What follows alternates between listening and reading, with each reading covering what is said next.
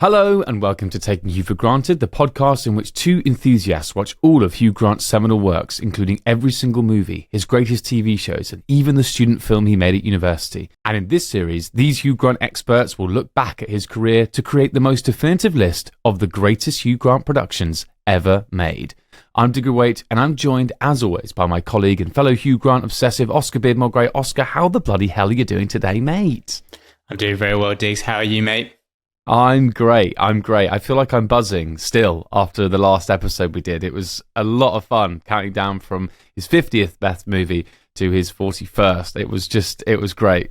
I know, it was the last recording. I felt like I just wanted to run through the entire list, but we had to stop ourselves. But it's kept me the last couple of days I've just been waiting to do the next recording. So it's very exciting to run through from 40 to 30 this time around. Exactly. And I just want to say for anyone new who's joining, go back and listen to that episode. That's how to start this journey. But just in case you're not starting this journey, you don't know the ground rules, here they are. I'll list them off very quickly. Here we go. So this list, yes, we've got his films. Obviously, Oscar and I have watched them all, but there's also some TV shows in there, some TV movies, and of course, his student film, which, spoiler alert, may come up today. We've also ranked these films on how much is Hugh in the film, how good is he in the film, how sexy is he in the film, and of course, how good the film is on its own. But remember, it's mostly about Hugh Grant. That's how me and Oscar have ranked it. I mean, Oscar, what do you think we've got in store for people today without giving them too much away? I mean, what can people expect? What do you think? They got some surprises coming up, or? Yeah, I mean, I guess these are sort of the mid-rank films. So these, I hopefully will find some good talking points because they're sort of films that maybe people have forgotten about. Let's put it that way. They're not particularly memorable, but they're not particularly awful, particularly great. But I'm sure we'll find things to say. We've got a bit of a mix in here. We've got a few sort of ones from recent times. There's some from the back catalogue. There's some from the kind of early 2000s. So there's something for everyone here, I think. That's a great way to sum it up, because I really feel like sometimes these middle episodes might dull. They might be they might drag, you might think. But no, they've got some great stuff in there. So we've got a couple more draws as well. There's a couple more debates. So I hope you kept your debating hat on from last week. And let's get into it with number 40 of Hugh Grant's greatest films. 40th to 31st. At number 40 in Hugh Grant's best films list, it's Death to 2021. So, Diggory, coming in at number 40, you gave it a score of 8. I gave it a score of 10.5 for a grand total of 18.5 out of 40. It's Death to 2021. Talk to me. Wow. Death to 2021. Well, this was the sequel, I suppose, to Death to 2020, which is sort of a mockumentary talking head style thing where it's like a look back at the year that's just been and saying, damn it, death to it. It's interesting because to talk about Death 2021 before we talk about Death 2020, because I feel like this felt like, we all know that 2020 was a terrible year. And, that film where basically it's just a film dunking on 2020 was great. 2021 obviously wasn't great, but it just felt a bit overkill for me, this film. But we should probably talk about Hugh. I mean, so I just want to get off the bat there and say, for me, it wasn't the best film in the world. It was fine. But what about you? What do you think of it? And what do you think of Hugh? Yeah, I think you're right, Diggs. It's hard not to talk about this film in the context of Death to 2020, which, spoiler alert, may come up in the episode. Yeah. I think undoubtedly it was a sort of failed reboot of Death to 2020. The first one was kind of original. No one was really expecting it. It just dropped on our doorstep on Netflix when we're all sort of like in a bad way in 2020. Death to 2021 it felt like maybe it was like the kind of thing where Netflix had like commissioned 2020 and they were like, oh, go on then, made 2021. And while Hugh Grant's character, Tennyson Foss, was a very funny and original take, well, maybe not original, but a funny take on kind of like that stuffy English historian who is anti-woke or whatever you want to call it. Death to 2021 just fell a little bit short, didn't it? Yeah, it did. It did. I think, unlike the first one, there are a few characters in there that they weren't funny enough. The year itself wasn't as horrible enough. What I will say, last thing I will say on this is there were some great lines in there, like you say, this very anti-woke guy. He says, I don't do pronouns, I don't have any pronouns, I don't dance the wokey cokey. Which I think I need to start getting that in my everyday speech, because as you know, we were on holiday together recently and you guys kept being like, you're part of the wokerati, you're so woke, and I want to be like, no, I don't dance the wokey cokey. I don't know if you can be considered part of the wokerati if you have a Hugh Grant podcast, Diggs. That's true, especially after this whole him being cast as an Oompa Loompa. People keep saying to me, oh, what do you think about Hugh Grant at the moment being cast as an Oompa Loompa?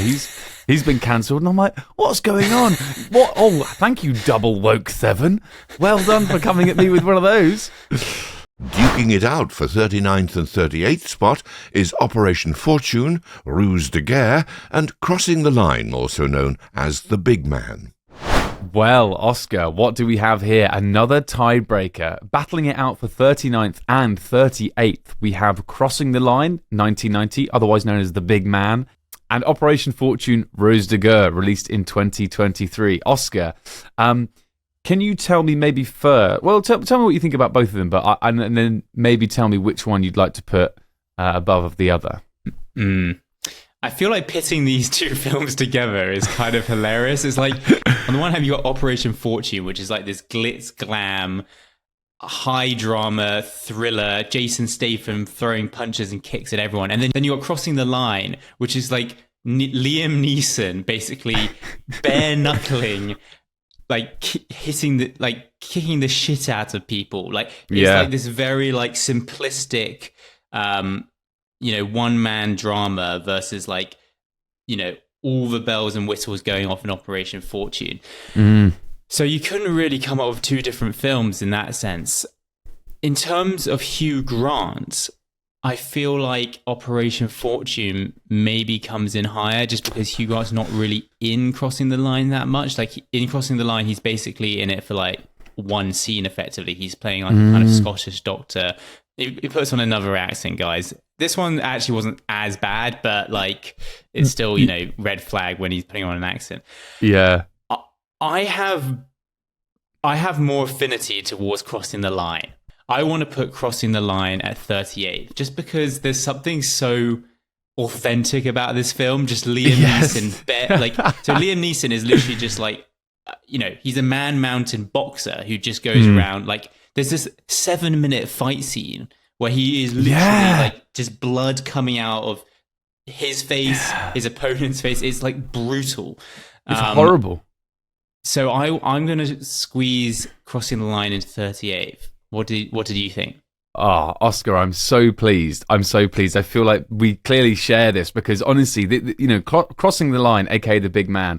Yes, Hugh Grant's not in it for long, and I think probably the reason why his accent's not so bad is because he doesn't have to do it for a whole film. Usually his accents drop off halfway through the film and he defaults back to either English or weirdly goes American. It's really odd. But the film as well, it's quite funny. The subject matter is so dark, but I remember thinking it was really funny. And, I guess the only problem with it is there's not enough Hugh. On the other side of that, Operation Fortune, if you listen to that, it's quite a recent episode of ours, if you listen to it, I hate it with an absolute passion. It is, if I could shove this higher up this list, aka, in the 40s, I would. I really, really despise this film. It is the ultimate culprit of tell, don't show. Films are there to show you. They are a medium, they're a visual medium. So why is every scene, just every character explaining what's happening to you? It's so boring and rubbish. I really hate it. Hugh Grant is the saving grace of that film. So please, I agree with you. Operation Fortune, let's stick that at 39 and let's keep Crossing the Line, aka The Big Man, with Liam Neeson, the big man, stalking around the boxing ring, beating men to a pulp. Let's have that at 38. Yeah, I feel like if we were doing a Liam Neeson podcast or someone was doing a Liam Neeson podcast, Crossing the Line would be one of those like gem films that makes it into the top 10. Like that is the kind of film we're talking about. So like, I would actually watch Crossing the Line again, whereas I wouldn't watch Operation Fortune again. So I think that means it's coming in at 38th. Quite right. Wrestling for control of 37th and 36th place will be Did You Hear About the Morgans and Small Time Crooks. All right then, Diggs, we settled that first debate. time for another tiebreaker Oh. for position 36th and 37th in our grand list. Battling out this time, we have Small Time Crooks from the year 2000 and Did You Hear About the Morgans from 2009. Where are your thoughts at on this one? Well, did you hear about the Morgans? I've got a few notes written down here. You know, Hugh, we said in our podcast about it, Hugh's not looking good.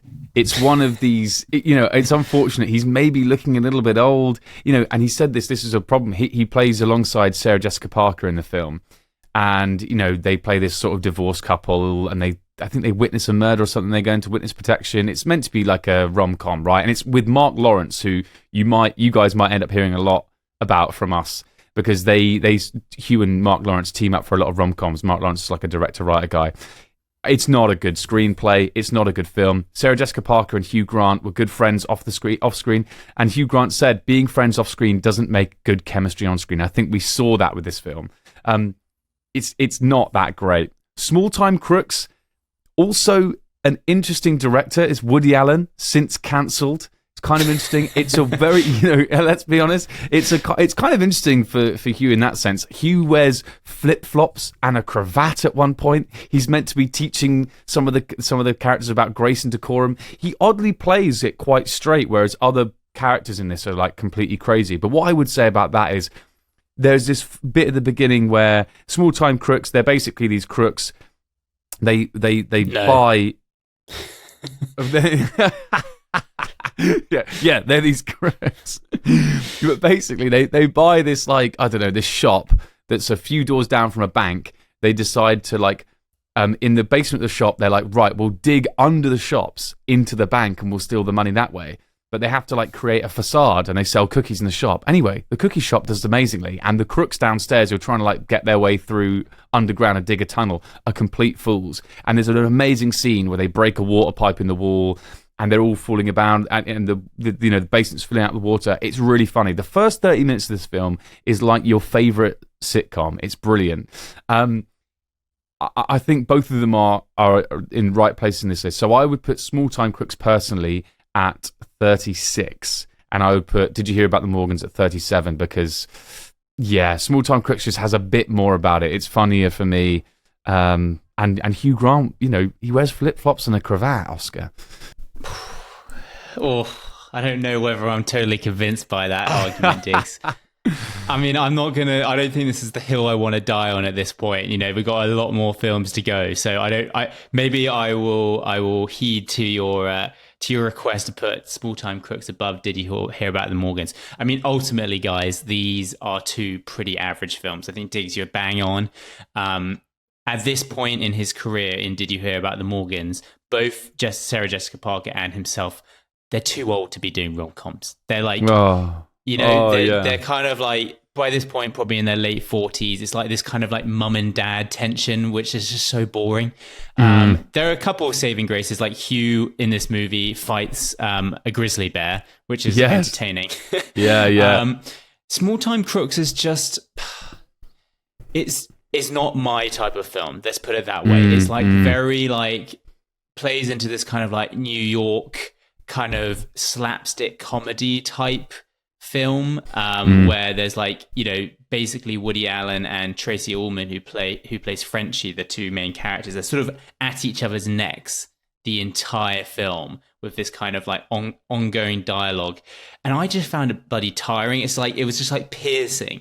But I think that you're right, probably that Hugh Grant's character is more unique in Small Time Crooks than it is in Did You Hear About the Morgans. Did You Hear About the Morgans is the same old rubbish. In Small Time Crooks, he's kind of playing this quite classy art dealer, which interestingly enough he reprises in Mickey Blue Eyes a couple years later. So I will come with you, Diggs. I'm coming to your side. Let's put Small Time Crooks at 36 and Did You Hear About the Morgans at 37th. In at number 35 is Glass Onion, a Knives Out mystery.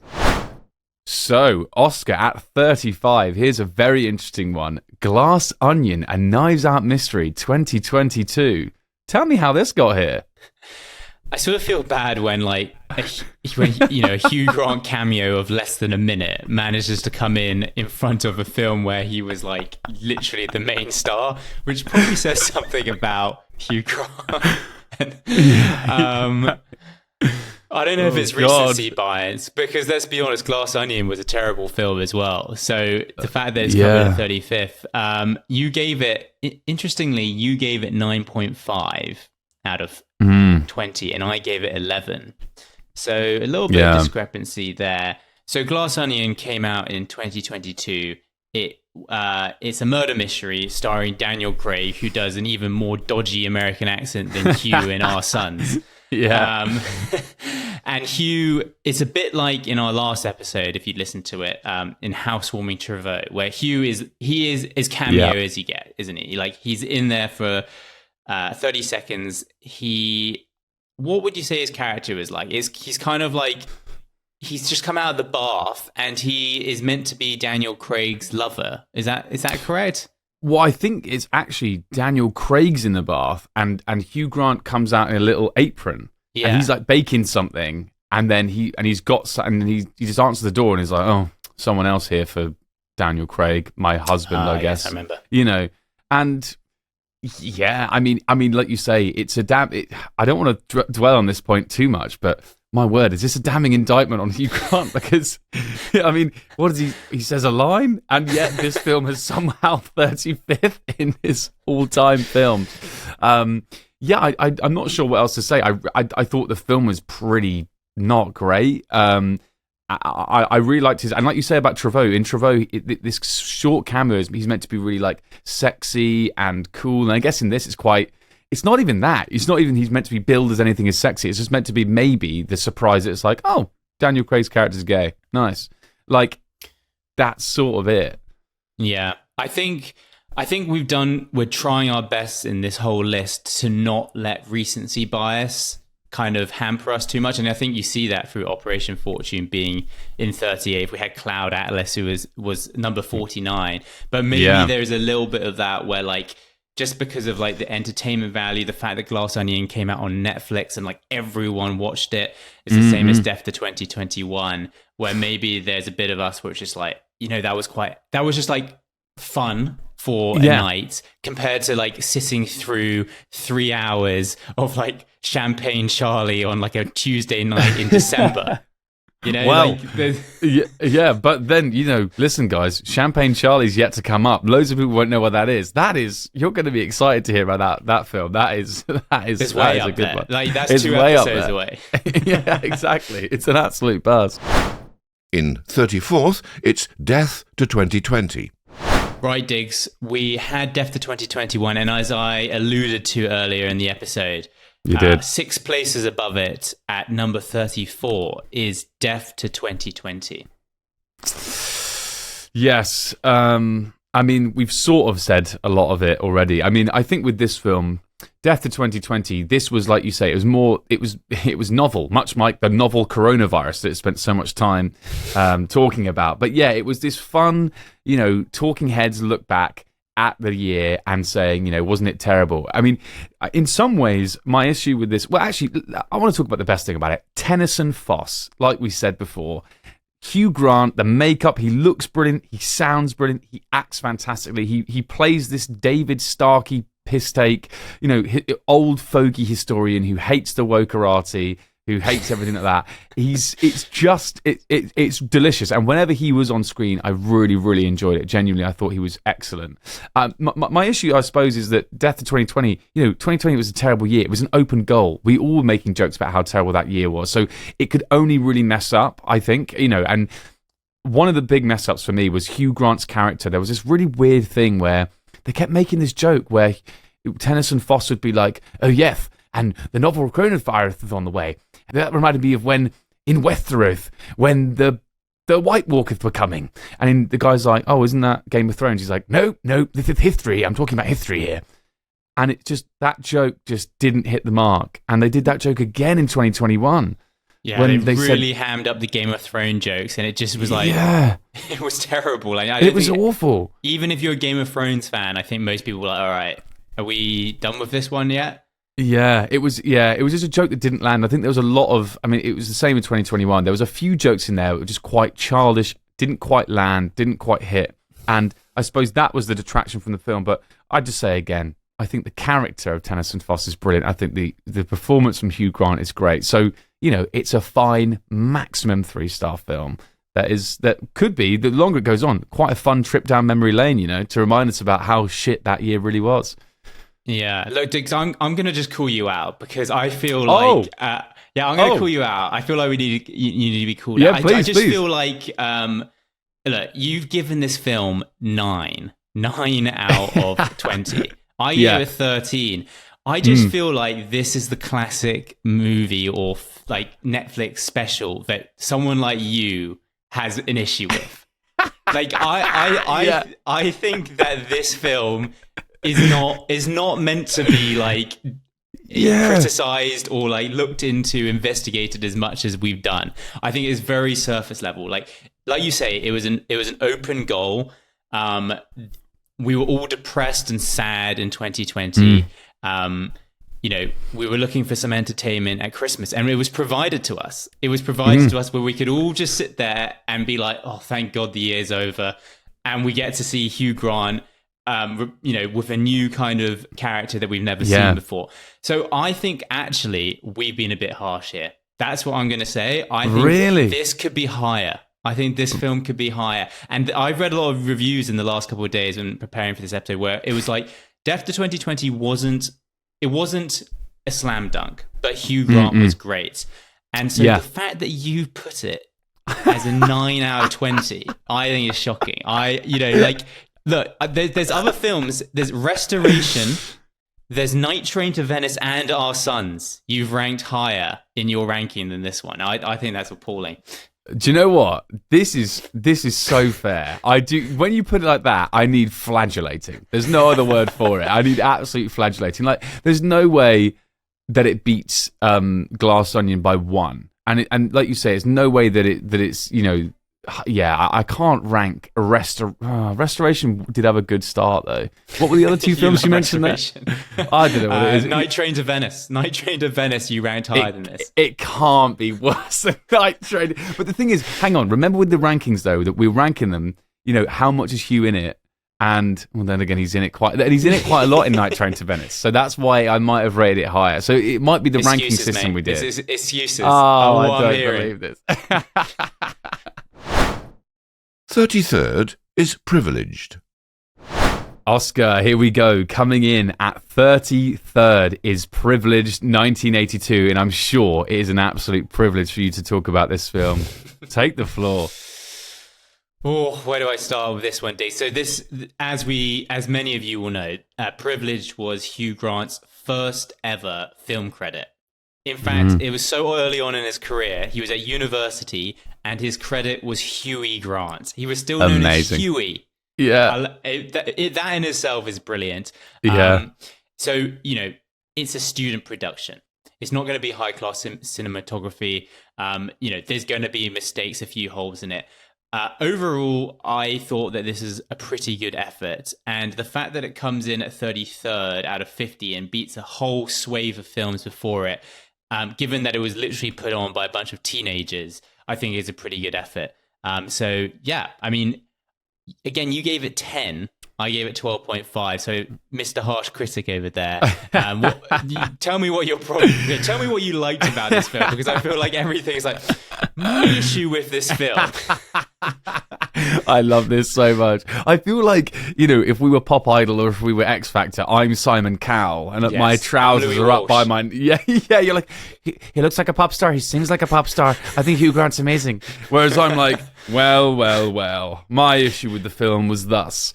Yes. You're absolutely right. You're so right. Look, you need your Jekyll and Hyde, don't you? It's true. You need your Simon Cowell and your Louis Walsh. So give me all your reasons why you hated this film. Well, no, do you know what? I wanted to say, obviously, this is a huge role in Hugh Grant's career. There was a woman called Victoria Stubbs who actually... We have some degrees of separation with. Your dad knows Victoria Stubbs. Listen to the episode to... Yeah, well, we'll see. But listen to the full episode to find out more about that. But Hugh Grant didn't want to do this film. And then someone was like, "Oh, Victoria Stubbs in it." He was like, "Well, she's fit. I'll do it then." And then he was spotted by agents, and they were like, "You should really give this acting thing a go." So this film started it all. I think, that's when you think about it. And you know what? When I listen back to your episode, I remember when I watched the film, I was like, I had issue with this, I had an issue with that. But at the same time, you just said to me, you grabbed me by the scruff of the neck, figuratively, and you said, "Diggory, this is a student production. This is a student film. And this is more watchable than half the fucking dross that we've watched." And I was like, you know what? You're absolutely goddamn right. Like, I suppose my issues now with it, because it's watchable, my issues now is that he's not in the film enough. But, I would say this starts, his early career as well, which is just films over and over again, where films that he plays lords in country homes. He plays the Lord in this as well. He's very good at that. He's very good at that. And films that are slightly sex obsessed. His early career is just sexy movies, and this is one of them as well. There's some weird sex stuff that goes on in here, and his feeble character and his acting is great. I feel like I've really marked it lowly, but it might be down to our ranking system. It might be down to the fact that he's not in it enough. This film, to be fair, I don't think for this film, his first ever film, a student production, that 33rd is that bad. It's done a really... So, I've only got good things to say about it. I mean, I feel like, Diggs, the bottom line is this was the start, as you say. And if you're making a documentary about Hugh Grant's career, which I know there have been already, but it's a bit like where you get the archive of Hugh Grant when he was in Sound of Music singing, and some like talking head being like, "Hugh Grant loved acting when he was a little kid and he was in Sound of Music," and then it's like, and then when Hugh Grant went to the University of Oxford, he stumbled across this film called Privilege, and that's where it all began. Yeah, exactly. This is the moment that catapults him towards showbiz and acting.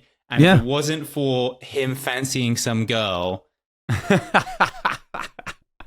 then we might not have got all the films that we're talking about in this list. Yeah. So, or I think just respect, nothing but respect for Privilege. Comes in a nothing 33rd. But respect. Yeah.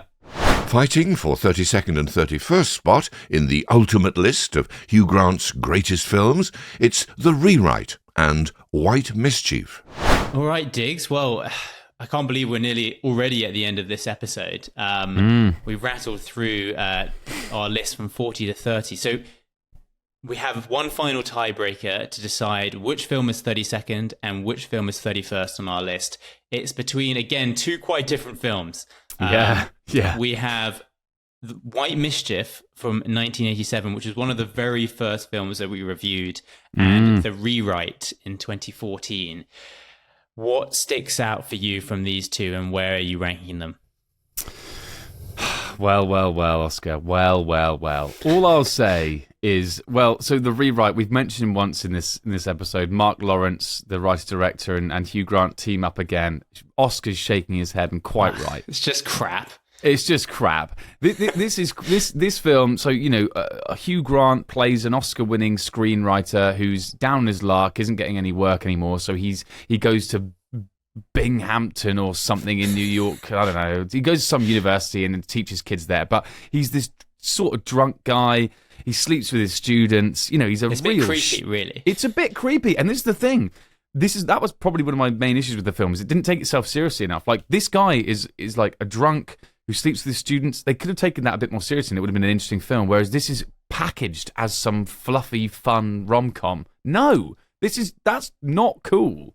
What you're doing. It's actually like, even 8 years later, like, this I don't think would be made, where it's basically like kind of saying that sleeping with your students, being drunk at work, only choosing female good-looking women to be in your class is like something that's okay. Yeah, or even funny. Like, it's not funny. It's just not funny. And if it took itself more seriously, I would have taken it more seriously. Hugh, of course, is good in the film. He knows how to act these films. He knows how to tell these jokes, all that sort of stuff. But the film doesn't help itself. There's loads of cliches. Do you remember the fucking Star Wars guy? There's a character in it who just is obsessed with Star Wars, this weird little nerd who keeps being all of his, basically every film he writes or everything he writes for his creative writing class just happens to basically be Star Wars. There's this depressed girl in it who's like, that's her whole thing. She can't write anything that's happy. There's this weird, and then she's sat next to this really, really weird happy girl who's like happy, like weirdly happy. And it's so funny. And ironically, it's a terrible screenplay. And Oscar, you put it best in our episode when you said, this film needs a rewrite. And I can't agree more. So just to give you a little, I think I would definitely put this film at 32nd rather than 31st, unlike White Mischief. But I want to hear your thoughts on White Mischief or the rewrite before I go off on one, because I could talk about White Mischief for ages. Yeah, well, I mean, I think I don't think there's too much to add on the rewrite. Basically 2014, this is basically the end of Hugh Grant's traditional rom-com character. This is the point where finally he's kind of like pushed beyond into the you're too old to do rom-com category. So as you can imagine, like anything, like it's tired. It's a tired act where Mark Lawrence is sort of like desperately clinging on to Hugh's looks that are slightly going by this point. And yeah, it's a I think this is actually worse than Did You Hear About the Morgans, but somehow it's higher in our rankings. Why Mischief, on the other hand, I actually think is actually kind of class. I was reminding myself of what it was about yesterday, and it's just so random. It's about this group of like aristocrats in Kenya. Yes. Like basically, back in the day when the empire, the British Empire, was still at its height, if you were kind of the black sheep of a colonial family, you basically sent off to Kenya for like a while, and basically anything that you weren't able to do in London, which like sleeping with prostitutes, I mean, they probably still were able to do this, but it was basically debauchery in Kenya. It was based on this scandal that happened where there was like a murder and it was sort of remained a bit unsolved. But I think the premise of that film was far more entertaining than, and I don't want to say original, but it was just like one of those films which when you watched, you sort of stood up or sat up in your chair and you're like, oh, this is kind of an interesting premise. Absolutely. I could not agree more. It transports you into this world that I had no idea about. And it's one of those films that makes you go, fuck, I gotta Google that. And you Google it and you're like, oh my God. And you go on a bit of a like Wikipedia spiral and you're clicking on that and you're like, oh my God. Like the more and more you learn about it, the more I can't believe it, because it's based on a true story. I think it's a genuine unsolved mystery about this place where they would go to Kenya, as they call it, and they had this sort of weird colony out there of all these really rich. Yeah, it's like a cult. But I suppose then we should sidestep to talk about, Hugh Grant's role in this film, which is very interesting because he has 8 lines, and we counted, he's on screen for about 1 minute and 27 seconds. He is basically this person's partner at the beginning of the film, and then she's going to go to Kenya to marry, and he's like, don't go, there's hyenas. But she's like, I'm going to go anyway, and he's sort of like, it's sad because he's sort of in love with her, I think. And you sort of think that maybe at the end of the film, he might come back and be like, no, I do love you. He's just never seen again. So it was kind of sad because Hugh Grant is only a cameo in this film. But again, there's a country house. He plays an upper class guy. And this film is fraught with sex. You see Charles Dance's pubes. You see naked ladies. You see at the end of the film where, spoiler alert, I'll pause for them to leave, Charles Dance is in a morgue. All the women in this town fancy him. A woman touches herself and wipes it over his dead face. And this man watching on is like, no, please, no, not possible. Like trying to get her to stop. And all the other women who are watching in there are like, nodding their heads, being like, that's it. She owns him now. She won him. It's crazy. It's nuts. And it's fucking brilliant. This film would be higher up on this list if Hugh Grant was in it more. If Hugh played the Charles Dance role, Oscar, hear me out here, it would be top 10. It would be top fucking 10. I agree. I was about to say that if he had a bigger role, it would be up there. It would be like Lair of the White Worm levels, I feel like. I think also, just to quickly finish off here, I think watching this movie was the point where we realized what we got ourselves in for. That's so true. This was like maybe the fifth or sixth film that we watched.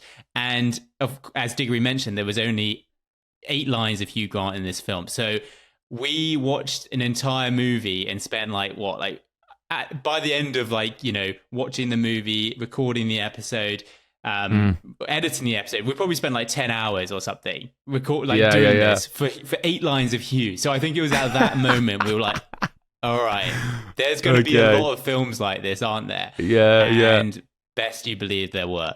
So I'm really happy that we decided, I think, that this one is going to be 31st, White Mischief. And I just wish he was in it more, because it would have been up there. Oh, it would have been straight up there. So, Oscar, there was a great question you asked me last week, and I'm going to ask you the same question now. If you had to stick one of these films in the DVD player right now and watch the whole thing, what would it be? That's tough. I think it would be White Mischief. I mean, it's going to have to be, isn't it? yeah. We've just picked it up so badly. But I actually, you know what? It's class. It's been a while since we watched it now, and it's so crazy. I love it. It's crazy. It's great. It's great. So this, guys listening at home, this is your reason. This is to go and watch White Mischief. It is absolutely class. And it's got quite a good cast as well. Like I say, Charles Dance is in it. I mean, you can't really be that. Hugh Grant, for God's sake. Mate, Oscar, it's been an absolute pleasure yet again. This is so much fun. I love doing this. I know. I want to do this every day. I know. I wish you had 100 films, because I want to keep doing this. I'll just keep going. Maybe one day you will. Who knows? Guys, thank you so much, everyone, for listening as well and tuning in wherever you're tuning in. Please follow us on the social medias. We're at Taking Hugh on Twitter. We're X, formerly known as Twitter. We're at Taking Hugh for Granted on Facebook and Instagram. Guys, get in touch. Let us know. Are we making the wrong decisions here? Let us know what you think should be higher up. I'm sure you guys have a lot of thoughts when we get for 10 to 1. But guess what? That's not coming yet. What's coming next is 30 to 21st. And I'm so excited. I'm so excited. We're going to have some interesting debates. I'm not going to lift the lid too much on what we got coming up. But we have got a film that I don't like and you love that has fallen a bit. So we can look forward to a good old debate about that. Exactly. Expect next week's episode to be at least an hour and a half where we just duke it out. Yeah. Yes. Oh, I can't wait. Everyone tune in for that. If that's not a cliffhanger, if that's not something that's going to bring you back and make you subscribe and follow wherever you're listening to this podcast now. Listen to this podcast now. Screw it. Listening to this podcast now. And then I don't know what will. But I guess we'll have to wait for next time. Oscar, thank you so much, and we'll see you all very soon. It's been a pleasure. Thanks, Diggs.